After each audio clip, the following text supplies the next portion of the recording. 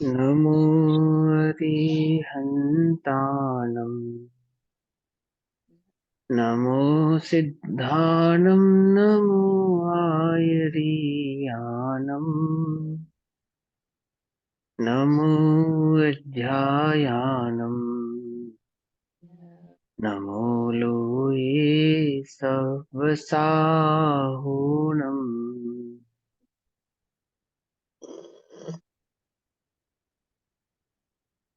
ओंकारं बिन्दुसंयुक्तम् नित्यं ध्यायन्ति योगिनः कामदं मोक्षदं चैव ओंकाराय नमो नमः। मङ्गलं भगवान् वीरो मङ्गलं गौतमो गणी मङ्गलं कुन्दकुन्दार्द्यो जैनधर्मोऽस्तु मङ्गलम्। सर्वमङ्गलमाङ्गल्यं सर्वमङ्गलमाङ्गल्यं सर्वकल्याणकारकं सर्वकल्याणकारिणं प्रधानां सर्वधर्माणां जैनं जयतु शासनम्।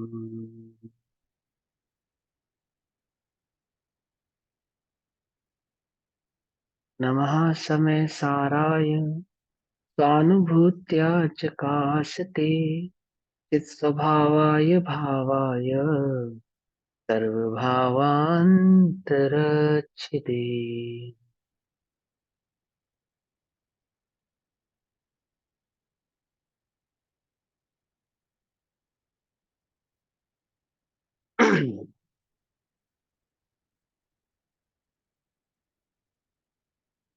हमारी दोपहरकालीन कक्षा का विषय चल रहा है श्री समयसारजी ग्रंथ। और श्री समयसारजी ग्रंथ का स्वाध्याय हम सभी आचार्य अमरचंद्र देव द्वारा रचित आत्मख्याति टीका के माध्यम से कर रहे हैं। इसमें हमारा जो स्वाध्याय चल रहा है वो चल रहा है गाथा नंबर 76 का। गाथा नंबर 76 पेज नंबर 144 कर्ता कर्म अधिकार। ठीक। गाथा पाठ करेंगे और फिर इसके भावार्थ को समझेंगे। न विपर्णमदि न गिणहदि उपपज्यदि न परदव्यपज्याये नानी जानन्तो वि भूपोगलकम्मम् अणेयविहम्। बहुभाति पुद्गल कर्म सब ज्ञानी पुरुष जाना करे पर द्रव्य पर्यायो न प्रणमे नहीं ग्रहे नहीं उपजे। इसमें आचार्य देव हमें समझा रहे हैं कि एक द्रव्य दूसरे द्रव्य का कर्ता नहीं होता और ज्ञान पुद्गल द्रव्य को मात्र जानता है। इतना व्यवहार मात्र ज्ञान का पुद्गल के साथ है। कर्ता कर्म संबंध और व्याप्य व्यापक संबंध जीव का पुद्गल के साथ नहीं है। जब जीव का पुद्गल के साथ व्याप्य व्यापक संबंध नहीं है तो कर्ता कर्म संबंध भी हो नहीं सकता। और कर्ता कर्म होने के लिए जीव को परद्रव्य का प्राप्य विकार्य और निवृत्ति ऐसा कर्म होना चाहिए। ये कल हमने अच्छे से डिटेल में समझा था। अब इसी को भावार्थ के माध्यम से समझेंगे। पेज नंबर 145 भावार्थ गाथा नंबर 76। समझ में आई थी टीका जो हमने कल पढ़ी? कोई कंफ्यूजन किसी को उस टीका में? नहीं? कोई शब्द आपको ऊपर नीचे लगता हो, नहीं भाव समझ में आया हो तो आप पूछ सकते हो। पढ़ते हैं हम। जीव पुद्गल कर्म को जानता है तथापि उसे पुद्गल के साथ कर्ता कर्म पना नहीं है। इतना व्यवहार तो है कि जीव पुद्गल कर्म को जाने, परंतु जीव पुद्गल को जानने मात्र से उसका कर्ता बन जाता नहीं है। यहाँ पुद्गल कहने का मतलब क्या है कि पुद्गल संबंधी सभी भाव, है ना, बहुभांति जो पुद्गल का भाव है ना, द्रव्य कर्म भाव कर्म नो कर्म, और जो हमने वो जो 29 भावों में पुद्गल के भाव को समझा है पढ़ा है गाथा नंबर 50 to 55 तक। सामान्यतः कर्ता का कर्म तीन प्रकार का कहा जाता है। जनरली क्या है कि कर्म किसे कहते हैं? कि कर्ता का जो कर्म है वो तीन प्रकार से होता है। मतलब कर्म के अंदर, कर्म होने के लिए, किसी एक द्रव्य को दूसरे द्रव्य का कर्म बनने के लिए, कार्य करने के लिए तीन चीजें होनी जरूरी है। कौन कौन सी तीन चीजें? निवृत्ति, विकार्य और प्राप्य। वहां पे प्राप्य, विकार्य और निवृत्ति लिखी है ना, तो वहां यहाँ पे तीसरे नंबर से शुरू किया।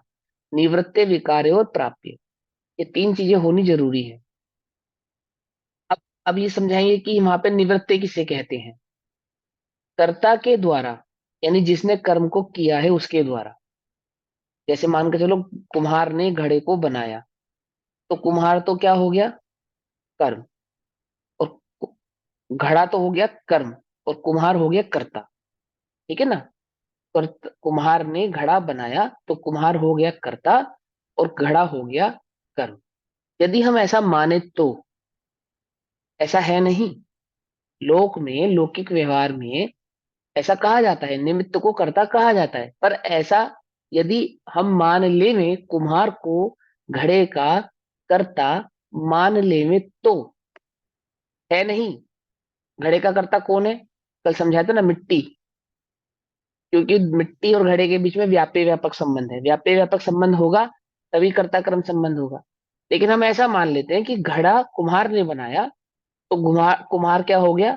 कर्ता, और घड़ा हो गया कर्म। यदि हम ऐसा मानते तो क्या होता है? कर्ता के द्वारा जो पहले ना हो ऐसा नवीन कुछ उत्पन्न किया जाए तो कर्ता का निवृत्त कर्म है।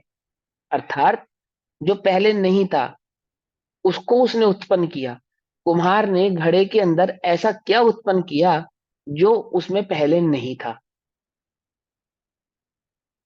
तो बोले कि भैया कुम्हार ने मिट्टी बनाई क्या? ये बोले नहीं, मिट्टी नहीं बनाई। कुम्हार कुम्हार ने मिट्टी नहीं बनाई ना।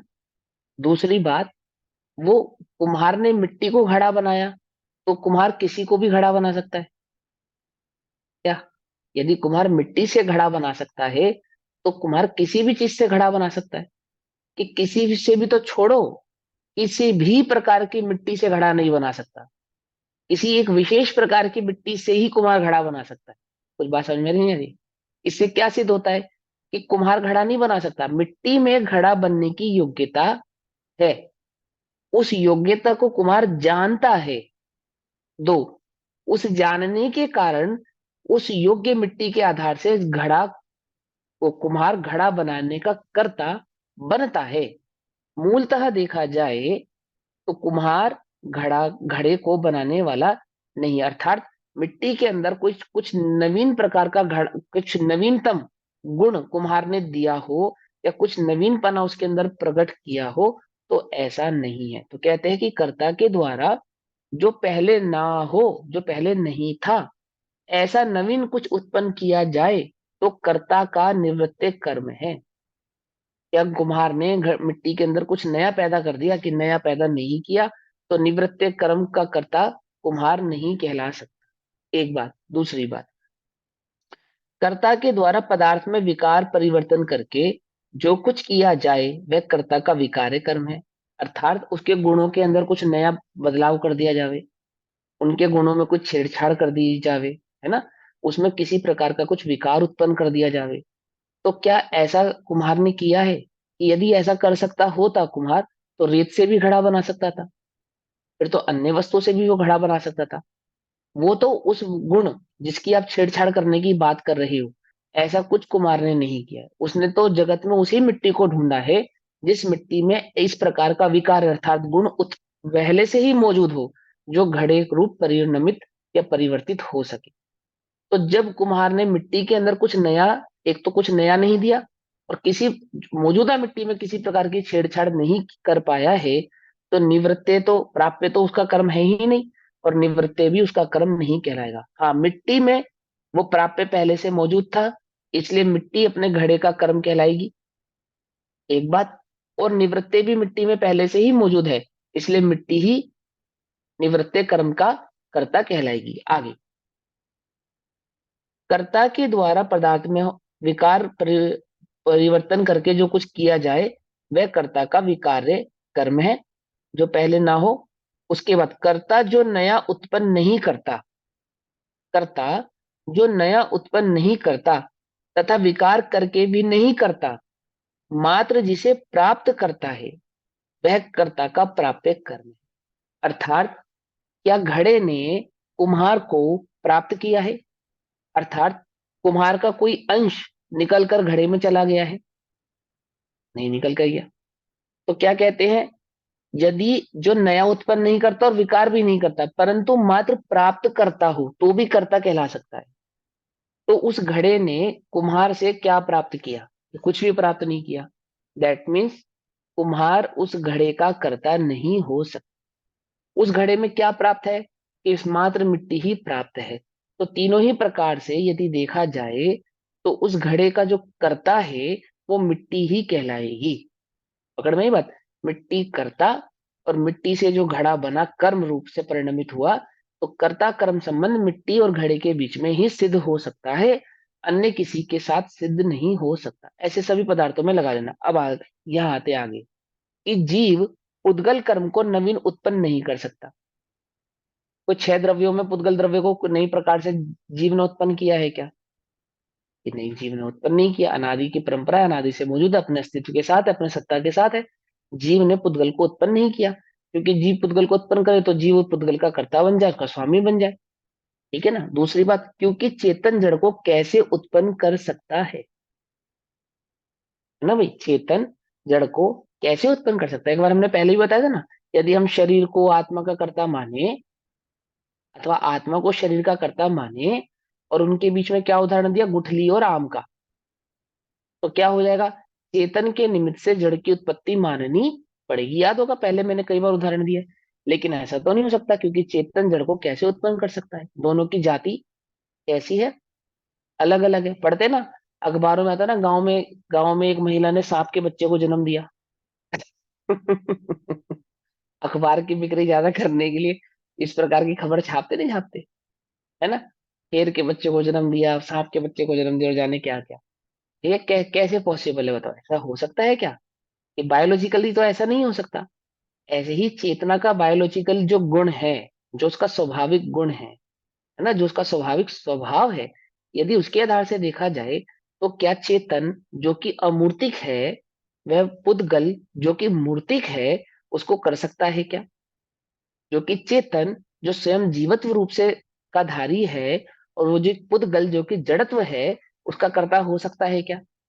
जो कि चेतन स्पर्श रस अगंध अवर्ण वाला है, और वो उस पुद्गल को जिसमें स्पर्श रस गंध वर्ण है, उसको बना सकता है क्या? तो क्या कहते हैं कि जीव पुद्गल कर्म को नवीन उत्पन्न नहीं कर सकता, क्योंकि चेतन जड़ को कैसे उत्पन्न कर सकता है?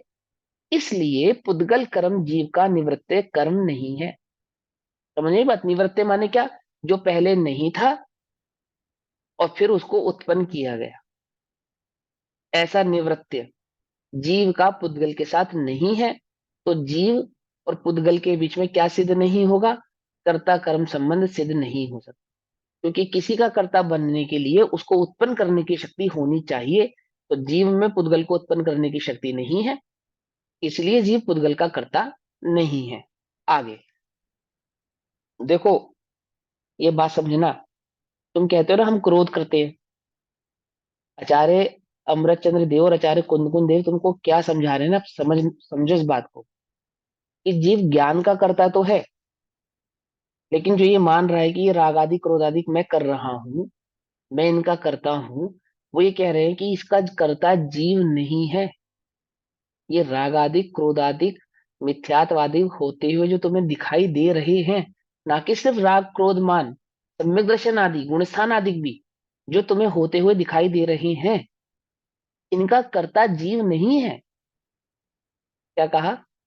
इनका कर्ता जीव नहीं, हो ही नहीं सकता। हो ही नहीं सकता। ये बात समझ में आ रही है? नहीं है इसका क्या मतलब है? ओहो, सारी टेंशन दूर हो गई, टोटल टेंशन दूर हो गई। पूरा तुम्हारे सर पे जो मोक्ष मार्ग की भी टेंशन थी ना, कि पहला गुण स्थान से चौथा करना, छठा करना, सातवां करना, वो भी टेंशन दूर कर दी उन्होंने। बोले कर नहीं सकता, कर नहीं सकता।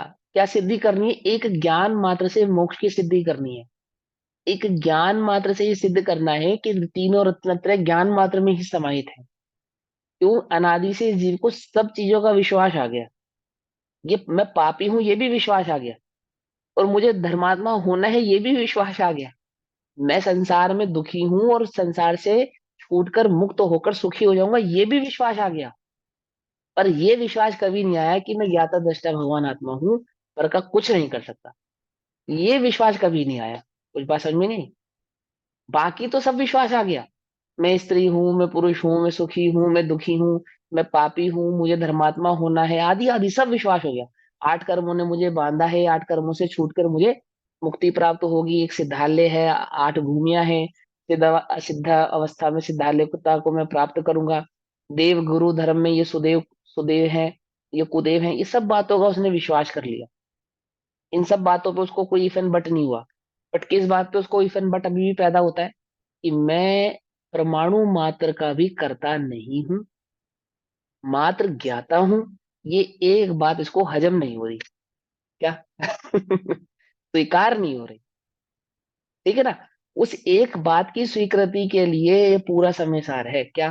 सिर्फ इतना ही स्वीकार करना है कि मैं पर का कर्ता नहीं हूं, एक ज्ञायक ज्ञाता दृष्टा भगवान आत्मा हूं, चैतन्य मात्र भगवान आत्मा। बस इतना स्वीकार करना है।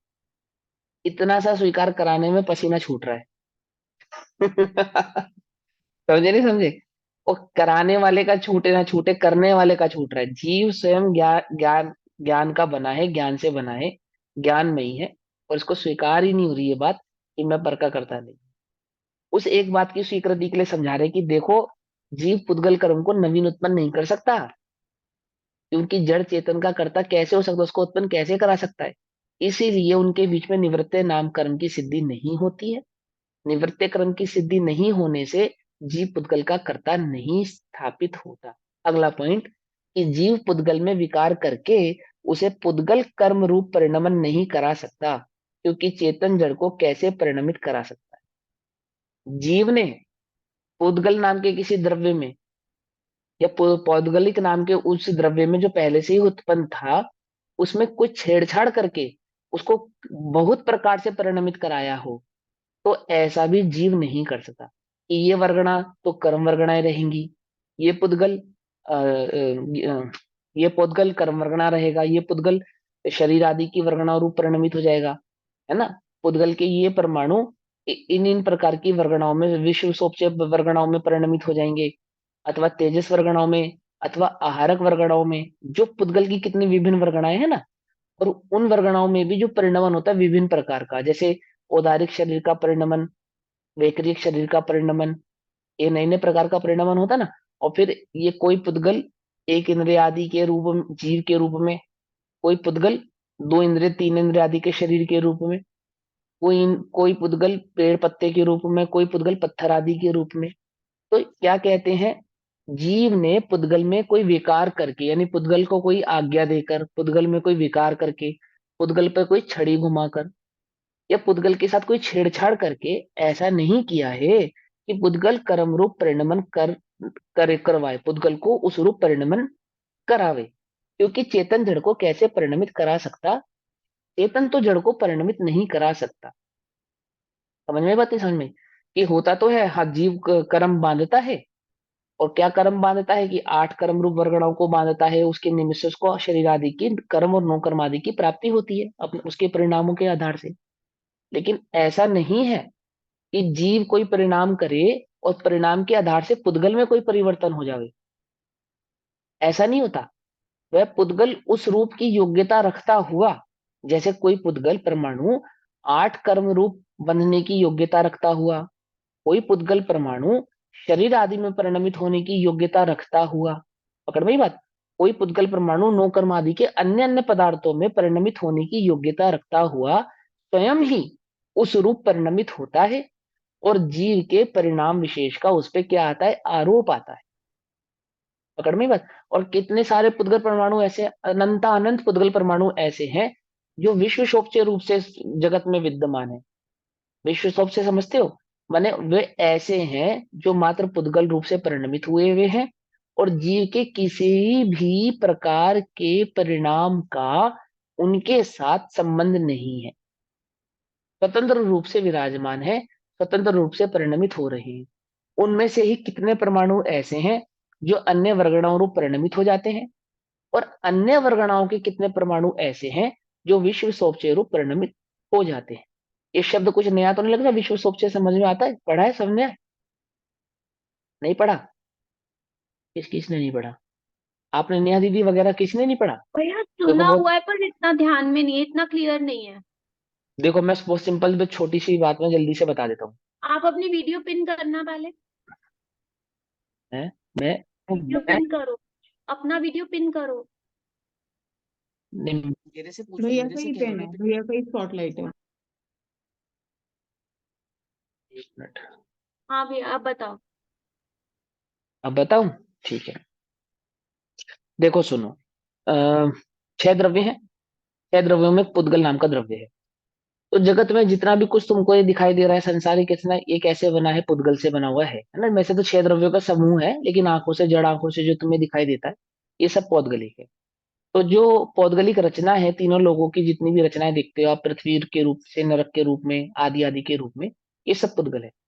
8 कर्मों को देखते हो, वो भी पुद्गल है। ठीक है, शरीर आदि की जो रचना है, ये भी पुद्गल है। तो ये पुद्गल की मुख्य मुख्य मोटी मोटी 5 वर्गणाएं होती हैं, मोटी मोटी। वैसे तो और भी वर्गणाएं होती हैं, पर स्थूल रूप से 5 वर्गणाएं होती हैं। तो एक वर्गणा तो ऐसी होती है जिस वर्गणा को कारमान वर्गणा कहते हैं, यानी जो 8 कर्म के रूप में परिणमित होती है। जो भी जीव संसार में राग द्वेष आदि का परिणाम करता है, उस राग द्वेष आदि के परिणाम के आधार से उसको 8 कर्मों का बंध होता है। ठीक है ना, करणान युग में बंध होता है ना। बंध मतलब एक क्षेत्र अवगाह संबंध हो जाता है, आदि आदि, वो आप पहले पढ़ चुके हो, मैं ज्यादा उसके डिटेल में नहीं जा रहा। तो एक पौद्गलिक, पुद्गल का एक परिणमन तो क्या हो गया? 8 कर्म रूप वर्गणा। फिर दूसरा होता है स्थूल शरीर रूप वर्गणा होना। जैसे हमारा जो शरीर है, ये कौन सा? औदारिक शरीर कहलाता है। तो औदारिक शरीर की वर्गणाओं को औदारिक वर्गणाएं कहते हैं। ठीक। तीसरा हो गया वैक्रियक, यानी देव और नारकियों के शरीर की जो रचना होती है, वो वैक्रियक वर्गणाओं से होती है। कितने हो गए? 3 हो गए। कारमान हो गया, औदारिक हो गया, वैक्रिक हो गया। फिर सबके पास एक कॉमन शरीर है, आहारक, जिससे सबको पर्याप्ति प्राप्त होती है। ठीक है ना, 4 हो गई। और पांचवा तेजस। आत्मा जब तक संसार में रहता है, तब तक 2 शरीर से तो कभी भी नहीं छूटता, विग्रह गति में भी नहीं छूटता। कौन कौन से? तेजस और आहारक। तो तेजस वर्गण और आहारक वर्गण, ये 2 वर्गण तेजस और है ना। कार्बन। हार्मर नहीं होगा आहारक भी, हाँ सॉरी, हाँ कारमन, सॉरी। हारमान। भैया। आहारक तो वो वहां आहारक तो लड्डू मौजूद होती है। डायरेक्ट होता है ना। वर्गणों की आप बात आहारक कर तो रहे उसको हो, वहां, हाँ हाँ। वर्गणों की जो आप ये बात कर रहे हो, तो पहले तो हमने ऐसा नहीं पढ़ा था, ये 10 प्रकार की जो वर्गणाएं होती है ऐसी होती है, नौकर्म वर्गणा, आहार वर्गणा, इस टाइप की वर्गणा नहीं हाँ, होती। वही वही वर्गणाओं की तो बात कर रहे हैं, उन्हीं को समझा रहे हैं हम। कितने प्रकार की ये हैं तो ये? आपने पांच, ये 10 प्रकार की तो वर्गणा होती है, हाँ 21। और भी होती हैं, और भी होती 23 हैं। प्रकार की, 23। 23 प्रकार की, और उससे भी ज्यादा होती है। हाँ ठीक है तो ना, और मतलब उससे ये भी जो ज्यादा होती आपको है। 5 वर्गणा विभिन्न बताई वर्गनों थी में औदारिक मोटी भाषा मोटी समझा रहा वर्गणा। हूँ, सुनो तो सही, सुनो तो समझो। मोटी मोटी 5 समझ लो। शरीर की एक वर्गणा हो गई हमारा शरीर और देवों का शरीर, 2 तो ये हो गई। हमारा शरीर उदारिक होता है, देवों का वैक्रिक होता है। एक हो गई आहारक वर्गणा, जिसके जिस जो गति में जाते ही साथ हमें प्राप्त होती है और जिसके आधार से हम पर्याप्तियों को प्राप्त करते हैं। एक हो गई कारमान वर्गणा। एक हो तो गई वो तेजस आहारक वर्गणा। तो, वो तो औदारिक हुई ना। आहारक तो मुनि राजों आहारक का। होती है। कंफ्यूजन सा हो गया थोड़ा। नहीं आहारक नहीं तो नहीं मुनि नहीं राज नहीं, के आप ही होते शांति हैं रखो ना। जरा दीदी, एक मिनट। वो अलग होता है। जो कंफ्यूजन है वो मुझसे बाद में पूछ लेना, ठीक है? 1 मिनट जरा शांति रखो। ठीक आहारक है। वर्गना अलग होती है, और आहारक जो मुनिराजों को प्रकट होता है वो अलग चीज होती है। जो 7वें गुण स्थान में मुनिराजों को आहारक लब्धि प्राप्त हुई है, आहारक जो उनका पुतला निकलता है शरीर से, वो एक अलग चीज है। और एक ये आहारक वर्गणा होती है, ये कॉमन वर्गणा होती है, ये सभी जीवों को प्राप्त होती है जब कोई जीव एक गति से दूसरी गति में जाता है।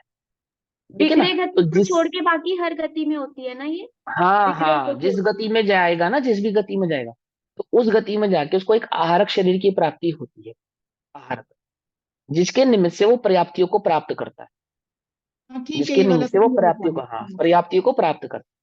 उसमें वो अपर्याप्ति, पर्याप्ति आदि आदि वो सब भेद हो जाते हैं ना। वो बहुत सारी डिटेल है, करना नहीं की। मुझे जो यहाँ पे बात समझानी है वो ये समझानी है कि जो पौद्गलिक द्रव्य है, उसमें एक वर्गणा होती है जिसका नाम होता है विश्व सोपचय वर्गणा।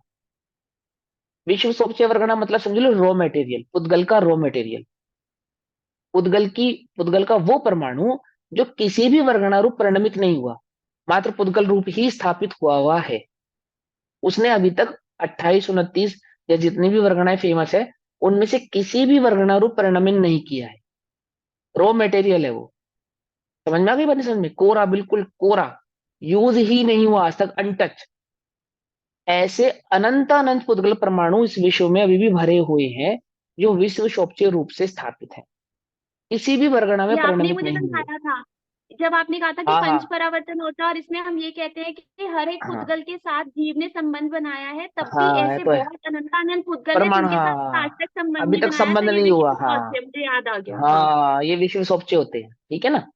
तो अब क्या समझा रहे हैं हम यहाँ पे, कि वो ये समझा रहे हैं कि यदि जीव पुद्गल का करता है, यदि ऐसा माने कि जीव ने पुद्गल में विकार उत्पन्न किया, और विकार उत्पन्न के कर कर क्या कर दिया, कि किसी पुद्गल को किसी अन्य रूप परिणमित करा दी, तो फिर वो जीव उस पुद्गल को किसी अन्य द्रव्य रूप भी परिणमित करा सकता है, अर्थात पुद्गल को जीव बना सकता है।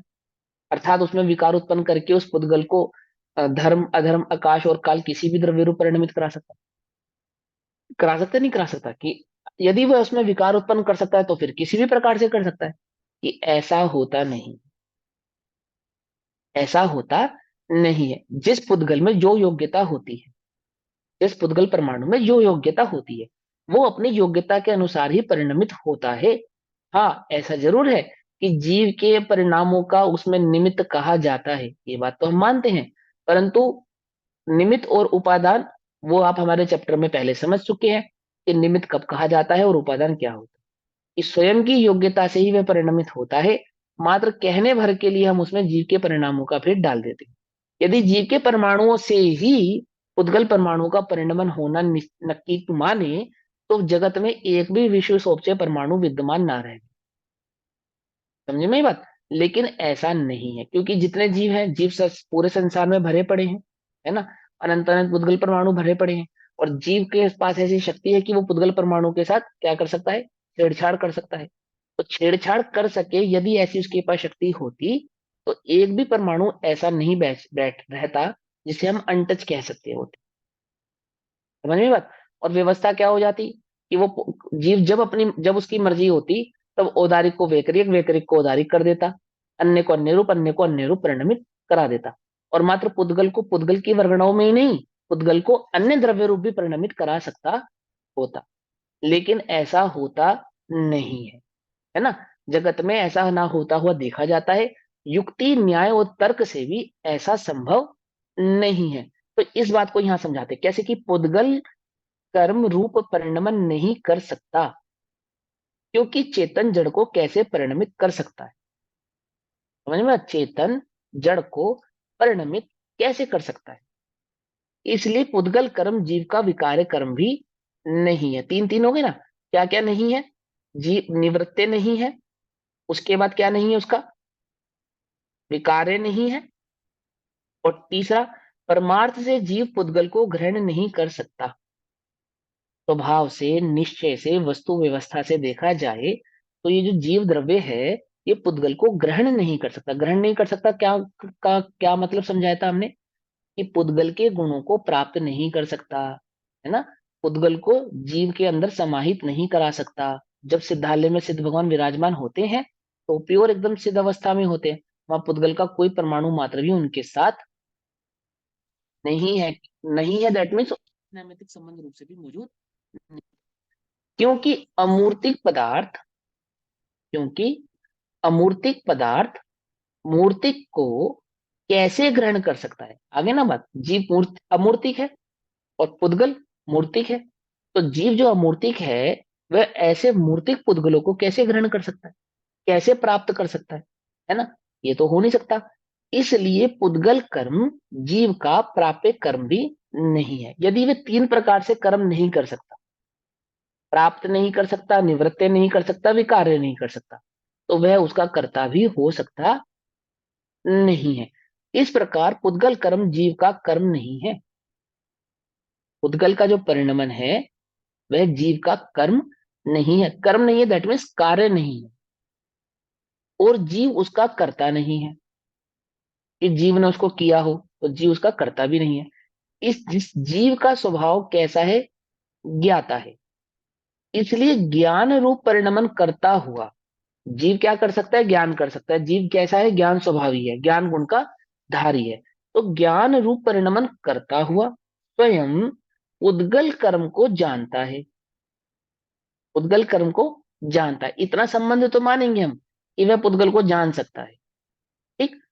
इसलिए पुद्गल कर्म को जानने वाले ऐसे जीव का पर के साथ कर्ता कर्म भाव कैसे हो सकता है अथवा नहीं हो सकता? जानने मात्र से तो वह उसका कर्ता नहीं हो सकता। क्या जानने पर उसने उसके प्राप्य, विकार्य और निवृत्य ऐसे तीन प्रकार के कर्म को किया है कि नहीं किया है? तो नहीं करने के कारण जीव पुद्गल का क्या नहीं हुआ? कर्ता नहीं। पकड़ भाई बात। तो कर्ता कर्म नहीं है और क्या नहीं है? कौन सा संबंध नहीं है? व्याप्य व्यापक व्याप्य संबंध नहीं है। व्यापक। तो जब व्याप्य व्यापक नहीं हो सकता तो कर्ता कर्म भी नहीं हो सकता। और कर्ता का मतलब क्या समझाया? कि जो तीन प्रकार से कर्म को करे, ऐसा नहीं होने के कारण उन दोनों के बीच में क्या संबंध सिद्ध नहीं हुआ? कर्ता कर्म संबंध सिद्ध नहीं होता है। अब प्रश्न होता है कि अपने परिणाम को जानने वाले ऐसे जीव को उद्गल के साथ कर्ता कर्म भाव, कर्ता कर्मपना है या नहीं? उसका उत्तर कहते, देखो सुनो क्या कहते हैं। यहाँ पे अब क्या क्वेश्चन हुआ कि आपने ये तो स्वीकार लिया कि जानने मात्र से कर्ता नहीं होता। ये तो आपने मान लिया कि जानने मात्र से कर्ता नहीं होता, परंतु जानने का जो कर्ता है जीव, उद्गल को, उद्गल को जानता है ना, तो जानता तो है ना। तो क्या क्वेश्चन उठ रहा है कि अब ये प्रश्न उठता है कि अपने परिणाम को जानने वाला, अपने परिणाम को जानने वाला कौन? जानने वाला तो जीव है। अपने परिणाम को जाने या पर के परिणाम को जाने, तो जानने वाला ऐसे जीव को उद्गल के साथ कर्ता कर्म भाव है या नहीं? क्या कहा? नहीं समझे? अभी तक तो हम कह रहे थे कि जीव पुद्गल का कर्ता नहीं है, लेकिन क्या पुद्गल जीव का कर्ता है या नहीं? समझ में बात है? समझ में? जीव तो पुद्गल का कर्ता नहीं है, लेकिन पुद्गल जीव का कर्ता है या नहीं, ये क्वेश्चन है। ये क्वेश्चन क्यों उठा रहे हैं? कि हम ये कहते हैं कि कर्म के उदय के अनुसार जीव का परिणमन होता है ना। हम ऐसा कहते हैं कि जैसा कर्म का उदय होता है वैसा परिणमन होता है। ये हमने पढ़ा है, हम जानते हैं। तो भले ही जीव पुद्गल कर्म का कर्ता नहीं है, तो क्या ऐसा हो सकता है कि पुद्गल जीव का कर्ता कर्म हो, पुद्गल के अनुसार जीव का कोई परिणमन हो? क्या ये पॉसिबिलिटी है? तो उस पॉसिबिलिटी के लिए गाथा नंबर 77 में इस भाव को समझाएंगे कि उनके बीच में क्या संबंध है। जीव तो पुद्गल का कर्ता नहीं है, परंतु क्या पुद्गल जीव का कर्ता हो सकता है या नहीं हो सकता? उसका उत्तर कहते हैं, न विपर्णमदी न गिणहदी उपपज्यदी न परदव्वपज्याये नानी जानन्तो वि ऊसग परिणामम अणे विहम। ये हम पहले भी पढ़ चुके हैं, इसलिए आप आराम से अर्थ कर सकते हो। न वि, न ही, परिणमदी परिणमित होता है, न अर्थात नहीं, गिणहदि ग्रहण करता है, उपपजदि न उत्पन्न नहीं होता, पर द्रव्य पज्जाए पर द्रव्य के पर्यायों में अर्थात पर द्रव्य के पर्याय रूप। आगे, नानी अर्थात ज्ञानी, जानंतो जानता हुआ, भी अर्थात भी, निश्चय से, सग परिणामम अपने परिणाम को, अणेव्यम अनेक प्रकार के, अपने अनेक प्रकार के परिणामों को जानता हुआ। अपने कौन से परिणाम को की बात चल रही है यहाँ पे? कर्म के उदय के अनुसार होने वाले जो ज्ञानी के परिणाम है। ठीक है ना।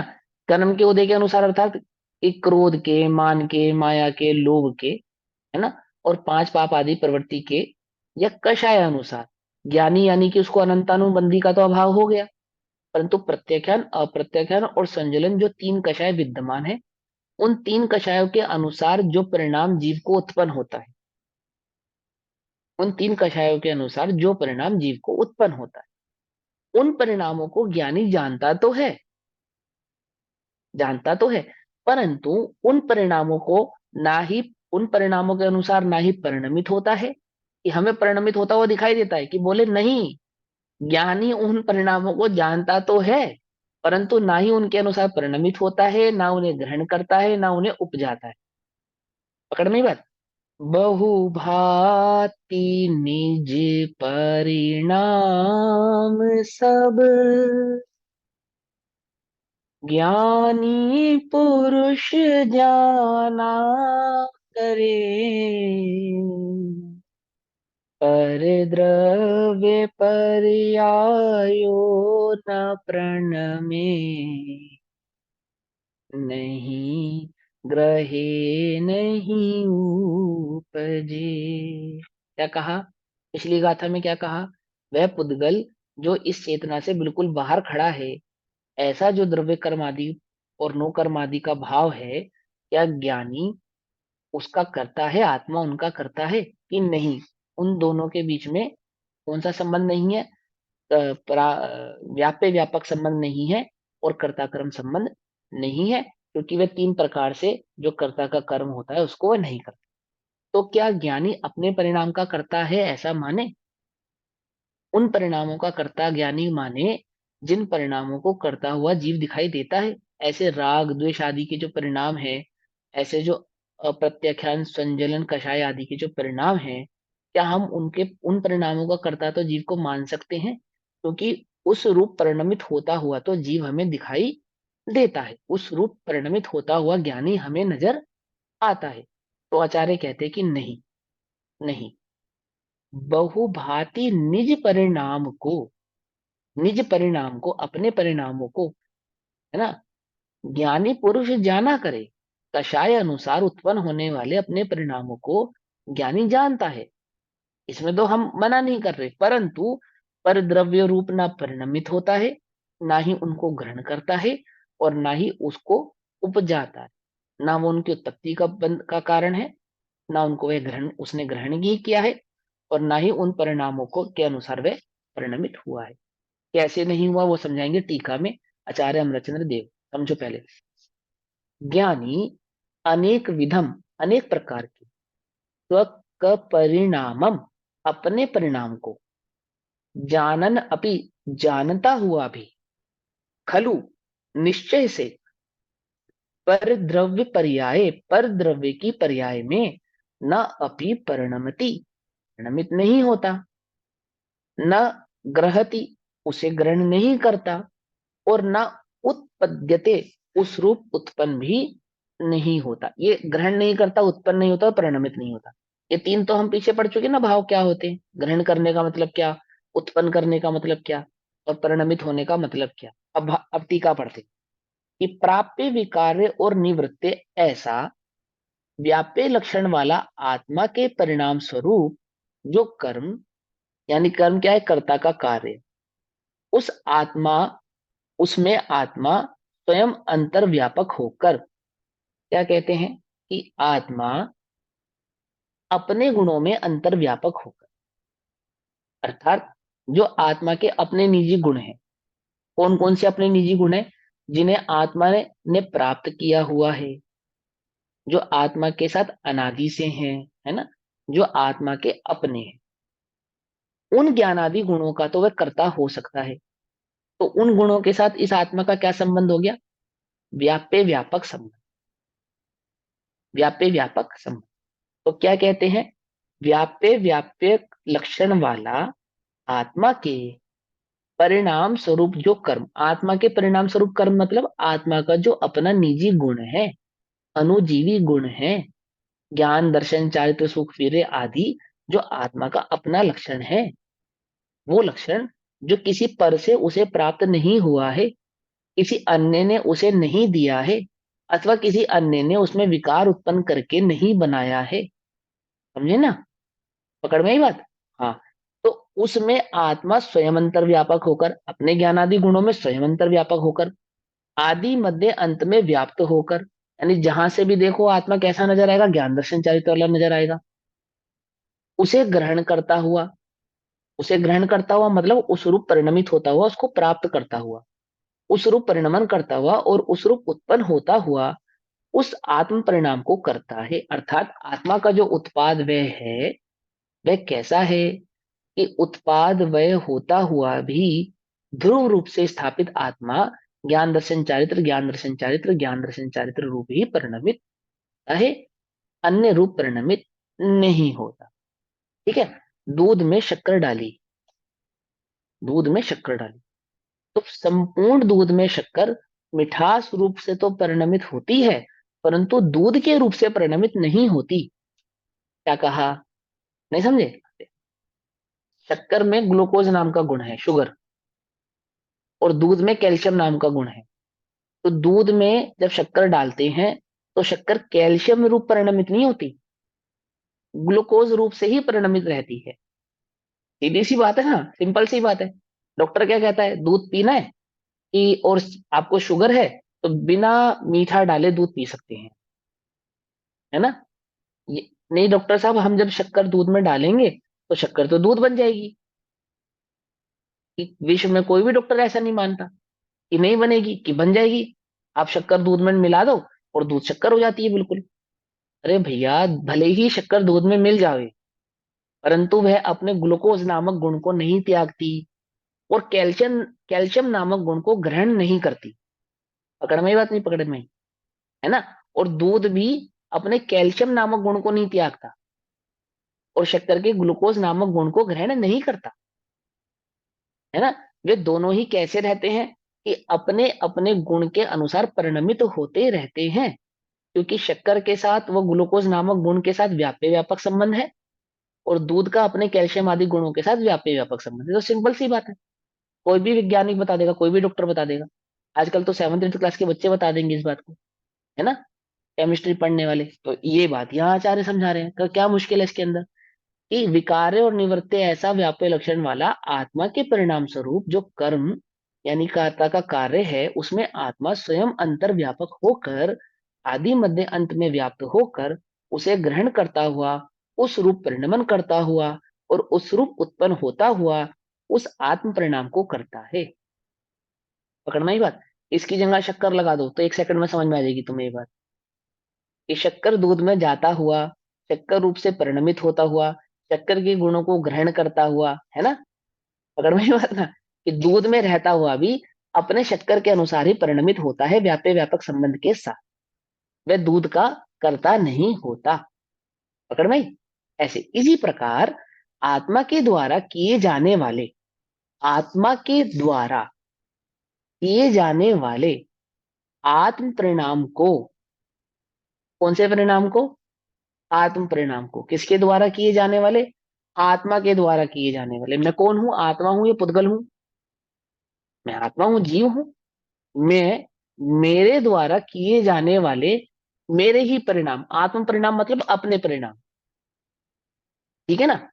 ज्ञानी जानता हुआ भी, ज्ञानी जानता है, जानता हुआ भी, जैसे मिट्टी स्वयं घड़े में अंतर व्यापक होकर आदि मध्य अंत में व्याप्त होकर घड़े को ग्रहण करती है, घड़े के रूप में परिणमित होती है और घड़े के रूप में उत्पन्न होती है, उसी प्रकार ज्ञानी स्वयं बाह्य स्थित, बाह्य स्थित मतलब जो आत्मा नहीं है, जो लक्षण आत्मा का नहीं है, जो गुण आत्मा के नहीं है, तो जो लक्षण, जो गुण, जो परिणमन आत्मा का नहीं होगा, वो आत्मा में होगा या आत्मा के बाहर होगा?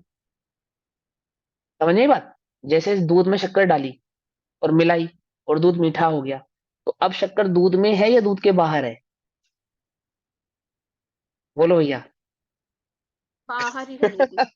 दूध वाह से भाई बाहर वाह, ही है। बाहर है, दूध ये के तुम तो बाहर आंखों है। में दूध धूल में झोंक, होते हुए भी दूध से बाहर है, मतलब दूध में आंखों होते में हुए धूल भी झोंक दूध रहे से हो। बाहर है। अब एक तुम अपने पोते को क्षेत्रफल ये का बात कहना। संबंध है, जहां जहां दूध है वहां वहां शक्कर हाँ है, लेकिन फिर भी दूध हाँ शक्कर नहीं है और बा- शक्कर दूध नहीं है।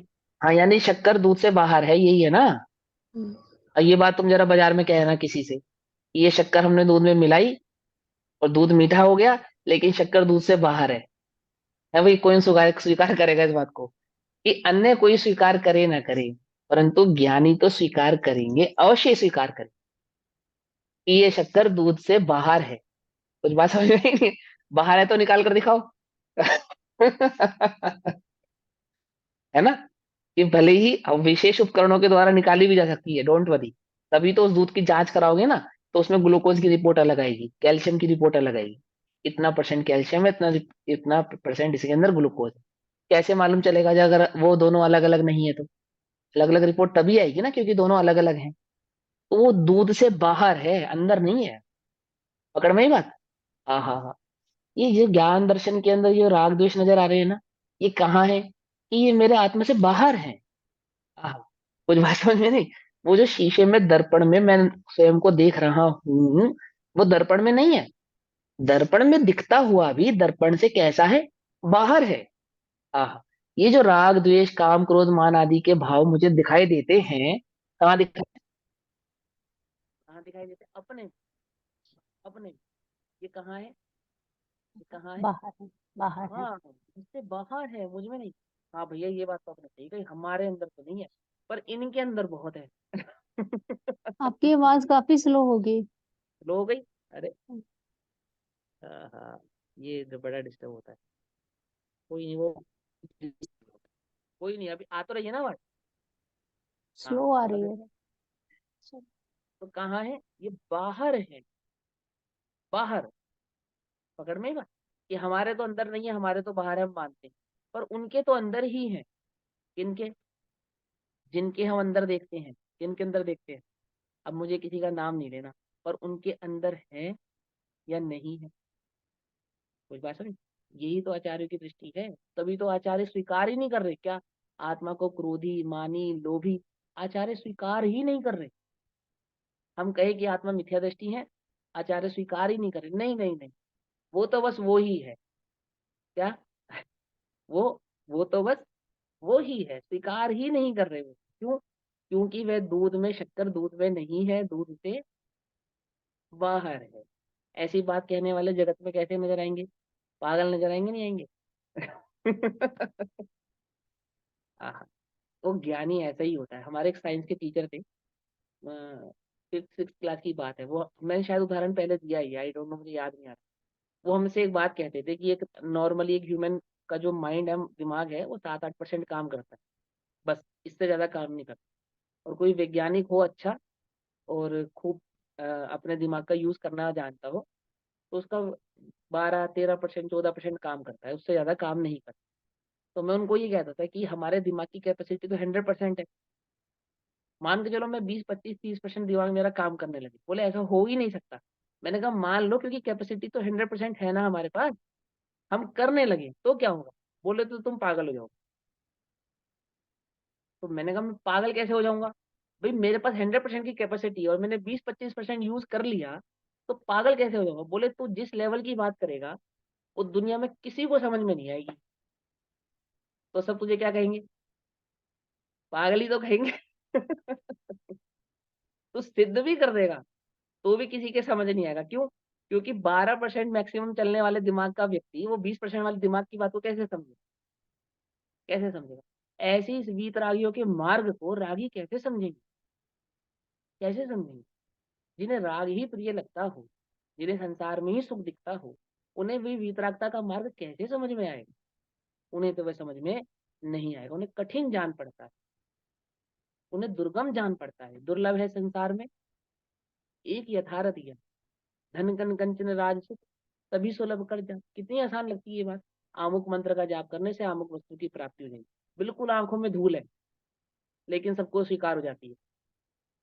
एक द्रव्य दूसरे द्रव्य का करता नहीं है, स्पष्ट बात है, किसी को स्वीकार नहीं होती। है गजब की बात।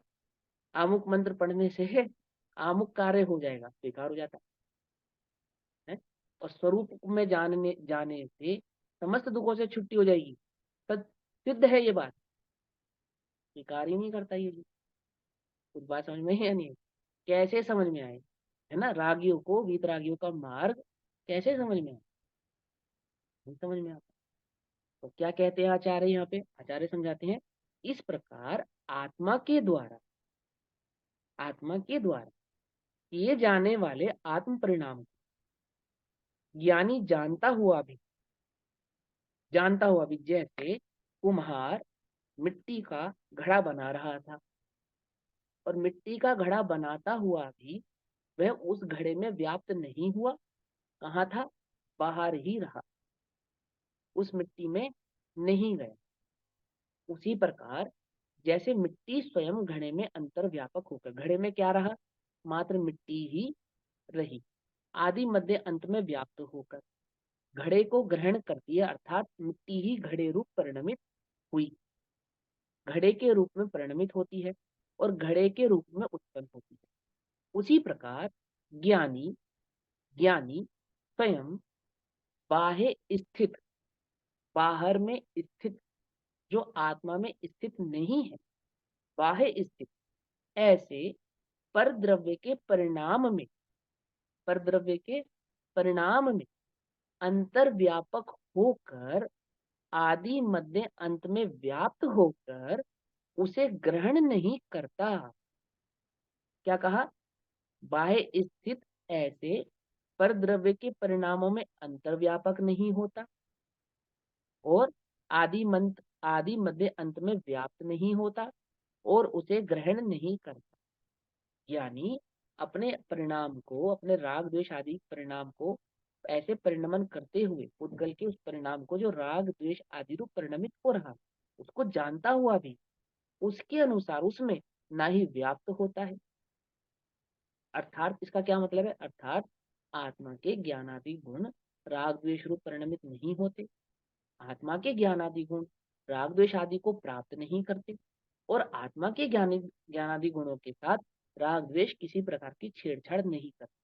वह ज्ञानी तो अपने आप को कैसा मानता है कि वह अपरिणामी ज्ञायक ध्रुव स्वभाव जो तत्व है कि मैं एकमात्र ज्ञानमय हूँ, ऐसा ही जानता है।